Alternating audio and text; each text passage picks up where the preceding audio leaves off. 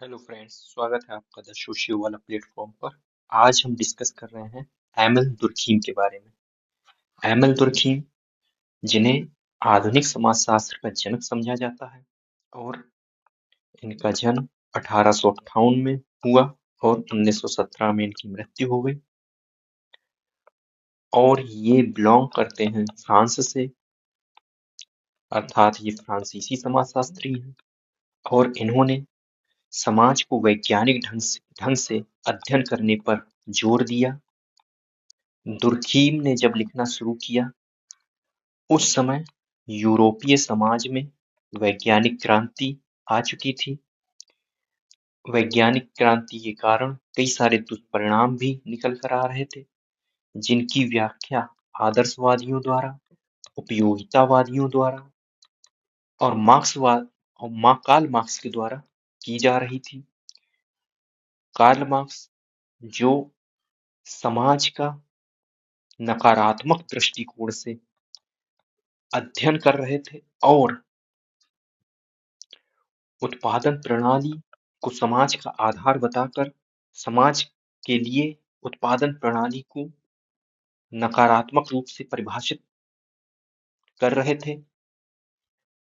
फिर Emil Durkheim, जिन्होंने प्रकारवादी दृष्टिकोण से समाज का अध्ययन किया और समाजशास्त्र को एक स्वतंत्र विषय के रूप में स्थापित करने पर भी बल दिया, क्योंकि पहले समाजशास्त्र को एक पृथक विषय के रूप में नहीं माना जाता था। इसकी शुरुआत होती है अगस्त कॉम्टे से। अगस्त कॉम्टे के प्रयासों ने भी समाजशास्त्र को एक अलग विषय के रूप में स्थापित करने पर ध्यान दिया। फिर उसी प्रयास को आगे बढ़ाते हैं एमिल दुर्खीम। एमिल दुर्खीम ने आत्महत्या, धर्म और श्रम विभाजन की घटना का भी समाजशास्त्रीय विश्लेषण किया। इन्होंने विभेदीकृत समाज में एकता की समस्या का समाधान करने का भी प्रयास किया और धर्म का समाजशास्त्रीय विश्लेषण भी किया। धर्म, जिसे कार्ल मार्क्स पूंजीवादी व्यवस्था द्वारा उत्पन्न की गई एक व्यवस्था, जो पूंजीवाद के शोषण को वैध ठहराती है, तो इसका खंडन एमिल दुर्खीम करते हैं। और एमिल दुर्खीम के द्वारा यह स्थापित करने का प्रयास किया जाता है कि जो धर्म है, वो समाज ने ही अपनी आवश्यकता को पूरा करने के लिए पैदा किया है। तो हम एमिल दुर्खीम के बारे में कुछ महत्वपूर्ण अवधारणाओं को देखेंगे, जैसे सामाजिक तथ्य का सिद्धांत, कि एमिल दुर्खीम के सामाजिक तथ्य के बारे में क्या क्या विचार रहे हैं। आत्महत्या का विचार, कि एमिल दुर्खीम आत्महत्या को किस नजरिए से देखते हैं। और समाज का श्रम विभाजन और धर्म और समाज, इन विचारों को जानने का प्रयास करेंगे। तो आइए चलते हैं और समझते हैं एमिल दुर्खीम के विचार। एमिल दुर्खीम के विचार जानने से पहले हम उनके द्वारा प्रयुक्त की गई कुछ शब्दावलियां हैं, उनको समझ लेते हैं। तो आइए समझते हैं एमिल दुर्खीम।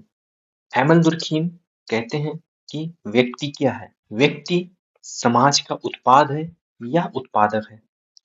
तो इस बारे में एमिल दुर्खीम कहते हैं कि व्यक्ति समाज का प्रोडक्ट है, समाज का उत्पाद है, जिसे समाज ने ही अपनी आवश्यकता हेतु बनाया है।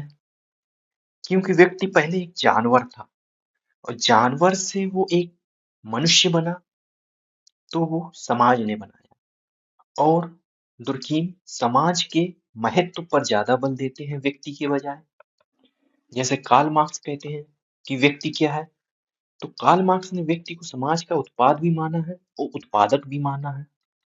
अब दुर्खीम समाज के बारे में बताते हैं।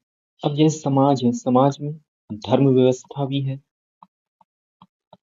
परिवार व्यवस्था भी है, कानून व्यवस्था भी है, राजनीतिक व्यवस्था भी है। तो दुर्खीम कहते हैं कि ये सारी व्यवस्थाएं हैं, इनका निर्माण स्वयं समाज ने किया है। समाज ने अपनी आवश्यकताओं के लिए इन सभी व्यवस्थाओं का इजाद किया है। समाज क्या है? समाज sui generis है, जो अपने अस्तित्व के लिए किसी अन्य व्यवस्था पर निर्भर नहीं है और यह अपने अस्तित्व की रक्षा स्वयं करता है और अपने अस्तित्व की रक्षा हेतु जिन जिन चीजों की वो आवश्यकता होती है, जिन जिन व्यवस्थाओं की उसे आवश्यकता होती है, उन व्यवस्थाओं का निर्माण समाज स्वयं कर लेता है। जैसे धर्म व्यवस्था का निर्माण व्यक्ति को भावनात्मक सुरक्षा देने के लिए, परिवार व्यवस्था का निर्माण, कानून व्यवस्था का निर्माण, राजनीतिक व्यवस्था का निर्माण। अब बात करते हैं व्यक्तिक चेतना की। तो दुर्खीम कहते हैं व्यक्तिक चेतना क्या है? तो इस संदर्भ में दुर्खीम कहते हैं किसी व्यक्ति का विचार, विश्वास या भावना, ये सब उसकी व्यक्तिक चेतना का ही एक पार्ट है। तो इसी को दुर्खीम ने व्यक्ति की व्यक्तिक चेतना की संज्ञा दी है। सामूहिक चेतना की बात करते हैं। सामूहिक चेतना क्या है? तो जब जैसे हमने व्यक्तिक चेतना की बात की है कि व्यक्ति का विचार, विश्वास और भावना वो व्यक्तित्व चेतना का अंग है या पार्ट है, उसी प्रकार से समाज या समूह की मान्यताएं, विचार, विश्वास, ये सामूहिक चेतना का पार्ट है, जिसको जब एक व्यक्ति का विचार, विश्वास, मान्यताएं पूरे समूह का विचार, विश्वास और मान्यताएं बन जाता है तो वो सामूहिक चेतना हो जाती है। अब इसी में एक आता है सामूहिक प्रतिनिधान।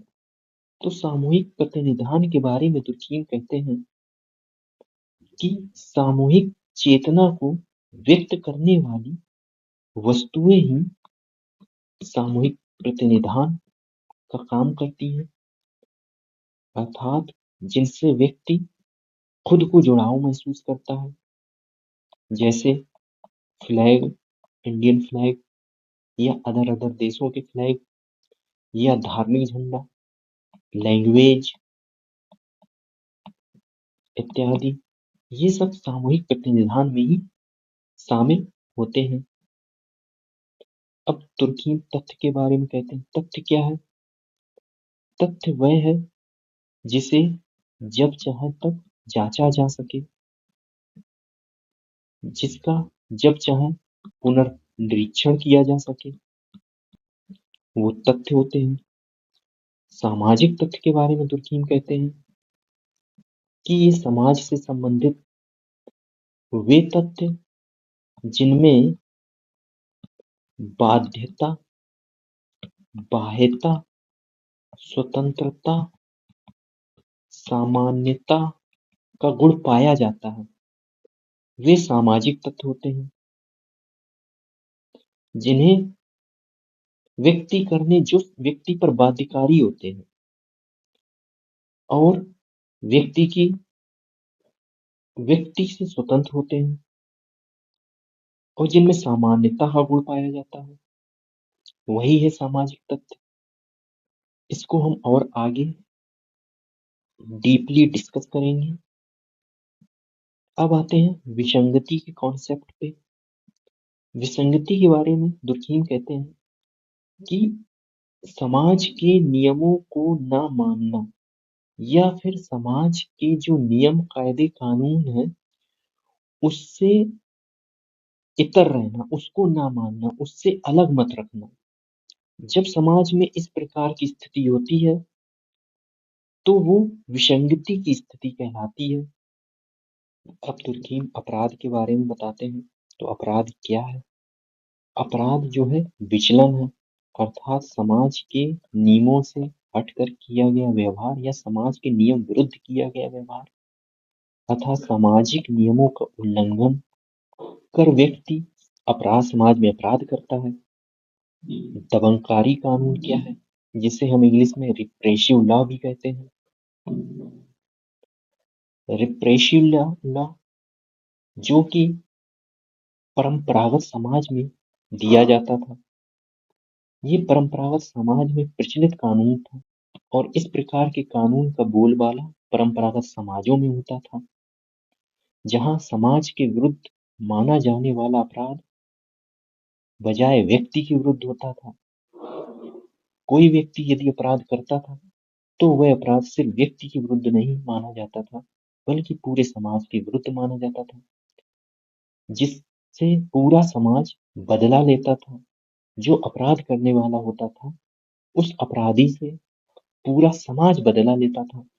अब प्रतिकारी कानून, जिसे इंग्लिश में रेस्टिट्यूट लॉ भी कहते हैं, इस प्रकार का कानून आधुनिक समाजों में देखने को मिलता है, जहां व्यक्ति द्वारा किया गया अपराध व्यक्ति के विरुद्ध ही माना जाता है और उसे समाज की मुख्य धारा में शामिल करने के लिए उसे सुधार करने का प्रयास किया जाता है।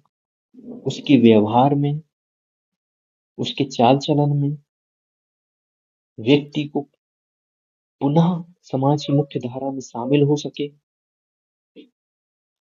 इसलिए उसे सुधारात्मक रवैया अपनाकर उसे मुख्य धारा में शामिल करने का प्रयास किया जाता है।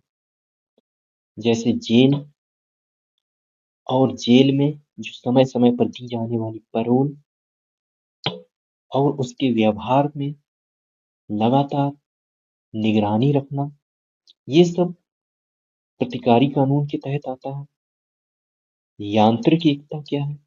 यांत्रिक एकता वह एकता है जो प्राचीन समाजों में पाई जाती थी, जहां व्यक्ति और समाज के मध्य संबंध बहुत ही प्रगाढ़ होते थे। यहाँ पर व्यक्ति की चेतना सामाजिक चेतना में विलीन होती थी, अर्थात जो समाज कहेगा व्यक्ति वही करेगा।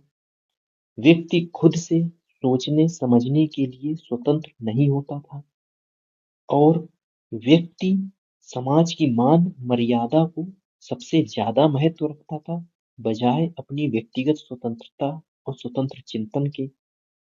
इस प्रकार से जो यांत्रिक एकता प्राचीन समाजों में अधिक प्रभावशाली होती थी। अब बात करते हैं साविवी एकता की। साविवी एकता क्या है? तो साविवी एकता है, ये आधुनिक समाजों में पाई जाने वाली एकता का रूप है, जहां पर समाज से पृथक व्यक्ति को महत्व दिया जाता है और श्रम विभाजन और विशेषीकरण के कारण यहाँ पर व्यक्ति को उसका अपना महत्व होता है, जिससे व्यक्ति एवं समाज के मध्य जो संबंध होते हैं वो कमजोर होते हैं। परंतु श्रम विभाजन और विशेषीकरण के कारण उनकी आपसी पारस्परिक निर्भरता बढ़ती जाती है। प्रत्येक व्यक्ति अपने अलग अलग आवश्यकताओं के लिए एक दूसरे पर निर्भर होता है और व्यक्ति समाज के नियमों का पालन करता है, क्योंकि वह अपनी आवश्यकताओं के लिए समाज के अन्य व्यक्तियों पर भी निर्भर है, समाज की अन्य संस्थाओं पर भी निर्भर होता है।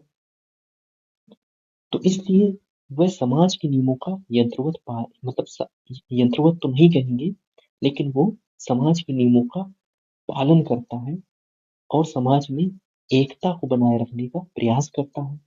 तो इस प्रकार से ये यांत्रिक एकता से किन किन मामलों में अलग है? तो ये यांत्रिक एकता से इन मामलों में अलग है कि इसमें व्यक्ति को महत्व दिया जाता है, उसकी स्वतंत्र इच्छा को महत्व दिया जाता है। यहाँ व्यक्ति और समाज के मध्य संबंध कमजोर होते हैं। यहाँ श्रम विभाजन और विशेषीकरण पाया जाता है और जिसके कारण व्यक्ति आपस में एक दूसरे पर निर्भर होता है अपनी आवश्यकताओं के लिए, और इस निर्भरता के कारण वह समाज के नियमों का यंत्रवत तो नहीं कहेंगे, लेकिन समाज के नियमों का पालन करता है। और यांत्रिक एकता में क्या था कि वह समाज के नियमों का यंत्रवत पालन करता था। जो समाज कहेगा व्यक्ति वही करेगा, उसमें व्यक्ति की स्वतंत्र इच्छा का महत्व नहीं था और व्यक्ति और समाज के मध्य संबंध काफी प्रगाढ़ थे। अब बात करते हैं श्रम विभाजन के बारे में। श्रम विभाजन क्या है? तो श्रम विभाजन सामाजिक विभेदीकरण की एक प्रक्रिया है, जहां व्यक्तियों, समूहों और संस्थाओं के मध्य कार्य का बंटवारा किया जाता है। इसे ही श्रम विभाजन कहते हैं। यहाँ व्यक्ति किसी एक काम को समग्रता में करने के बजाय उसे अलग-अलग पार्ट्स में करता है। कार्य का एक भाग कोई अलग व्यक्ति, संस्था या समूह कर रहा होगा। उसी कार्य का जो दूसरा भाग है, वो अलग व्यक्ति, समूह या संस्था कर रही होगी। जैसे कार बनाने का काम, तो कार की बॉडी कोई अलग संस्था कर रही है, बना रही है। कार का इंजन कोई अलग संस्था या व्यक्ति या समूह बना रहा है। और कार के टायर वो अलग व्यक्ति, समूह या संस्था बना रहा है। तो बना वो कार ही रहा है। जो पूरी एक ऑर्गेनाइजेशन है, बना तो कार ही रही है, लेकिन लेकिन उस कार्य को समग्रता में कोई एक ही व्यक्ति या एक ही संस्था, एक ही समूह समग्रता में बनाए, उससे इतर वह कार्य को अलग-अलग समूह या संस्था से बनवा कर उसे क्या कर रहा है, आपस में सारी चीजों को जोड़कर एक कार बना रहा है। हर व्यक्ति की उसमें अलग-अलग भूमिका होती है। ये कार का एग्जाम्पल था। इसी प्रकार से आप समाज में भी देख सकते हो।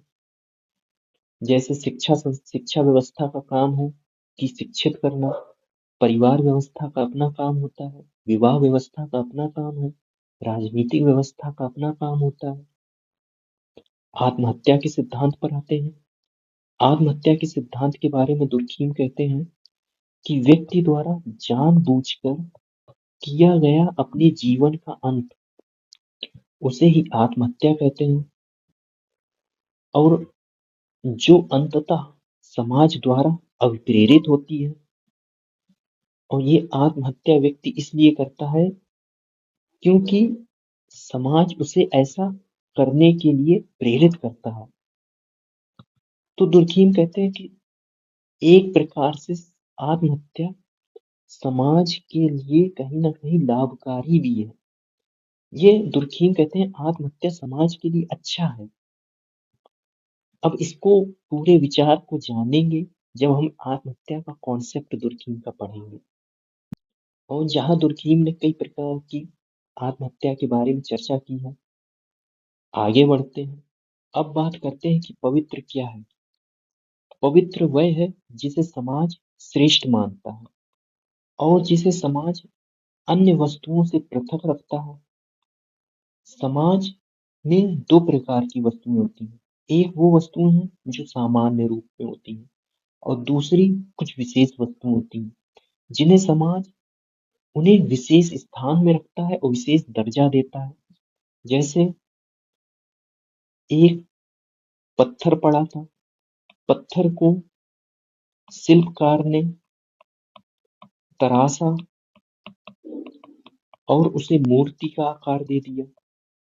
और वह मूर्ति शिव की, शिव जी की, विष्णु जी की या फिर अन्य किसी भगवान की थी।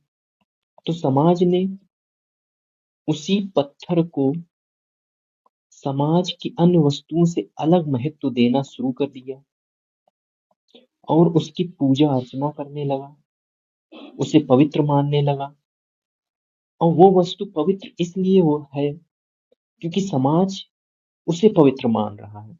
समाज ने उसे समाज की जो अन्य वस्तुएं उनसे अलग कर रखा है। जैसे एक घर में पूजा गृह जिसका एक विशेष स्थान होता है, जिसे पवित्र माना जाता है, वहां पर अपवित्रता या अपवित्र संपर्क में आने मात्र से ही किसी व्यक्ति का वहां जाना वर्जित होता है। अब लौकिक की बात कर लेते हैं। लौकिक क्या है? वह चीज जो पवित्र नहीं है, वो लौकिक है। अब लौकिक में दुर्खीम सभी चीजों को शामिल कर लेते हैं। उन सभी चीजों को शामिल करके यही कहते हैं कि समाज जिन चीजों को पवित्र नहीं मान रहा है, वो सारी चीजें लौकिक हैं। और लौकिकता का स्रोत भी क्या है? समाज है। तो इस प्रकार से आज हमने देखा दुर्खीम की जो महत्वपूर्ण पारिभाषिक शब्दावलियाँ हैं, उनके बारे में। अब आगे जो लेक्चर आएगा, उसमें हम दुर्खीम के विचार को जानने का प्रयास करेंगे कि दुर्खीम ने सामाजिक तथ्य के बारे में क्या विचार दिए हैं, दुर्खीम ने आत्महत्या के बारे में क्या विचार दिए हैं, दुर्खीम ने समाज और धर्म के बारे में क्या विचार दिए हैं। तो इस प्रकार से हम दुर्खीम के विचारों को भी जानने का प्रयास करेंगे। तो थैंक यू गाइस, मिलते हैं नेक्स्ट लेक्चर में। अगर लेक्चर पसंद आया हो तो प्लीज सब्सक्राइब जरूर करिएगा और अपने दोस्तों के साथ इसे और अधिक से अधिक शेयर करिए।